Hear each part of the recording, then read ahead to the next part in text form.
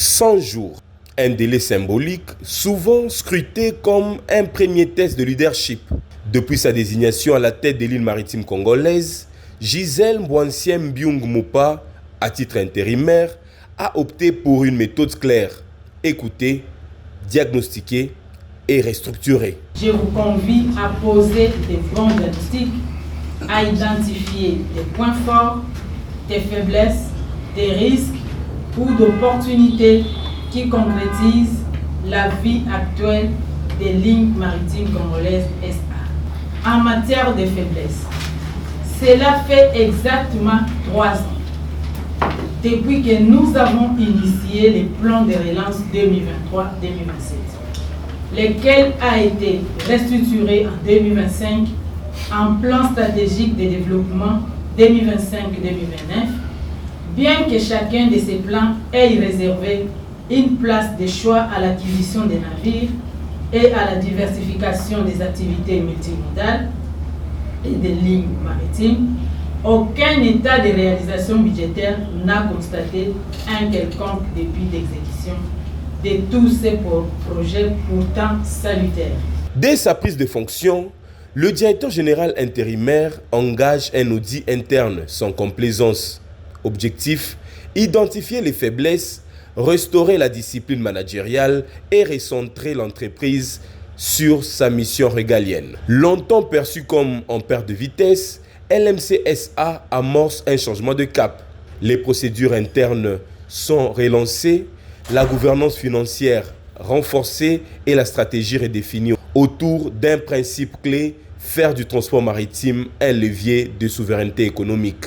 L'objectif de ces projets: maximiser les recettes générées par les collectes des perceptions de ces redevances qui vont soutenir l'opérationnalisation de ces projets que nous attendons est bénéfique et très attendue, car elle nous permettra d'augmenter de façon optimale l'assiette recouvrable des droits de trafic maritime dont la couverture reste encore faible.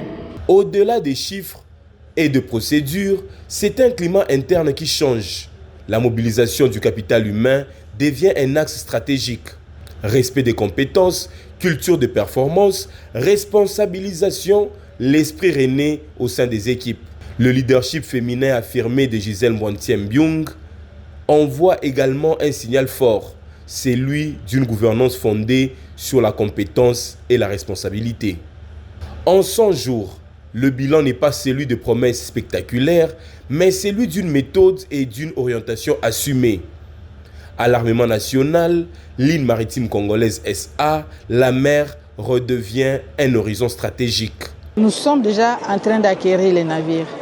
Disons, si je dis le processus est là, nous sommes dans les phases finales pour signer les contrats avec les entreprises qui vont nous accompagner. Nous avons des contacts très approfondis au niveau de Shanghai. Et d'ailleurs, nous sommes en train d'aller encore pour finaliser. Nous venons de Dubaï, comme l'a dit l'honorable président, avec des contacts très approfondis. Et sous la conduite de Gisèle Mbouansiem Byung, l'entreprise semble engagée vers un avenir plus sûr, plus structuré et résolument tourné vers la relance. Le message que moi je peux adresser à la population congolaise, c'est le message d'espoir. Ils doivent espérer que bientôt là, l'LMC va sortir de son gouffre et va revenir à la surface avec des navires pour redonner quand même ce souffle nouveau, que ce soit au personnel de l'LMC, que ce soit à toute la population congolaise. Une première étape décisive pour LMC SA. Les prochains mois seront déterminants pour confirmer cette dynamique de renaissance.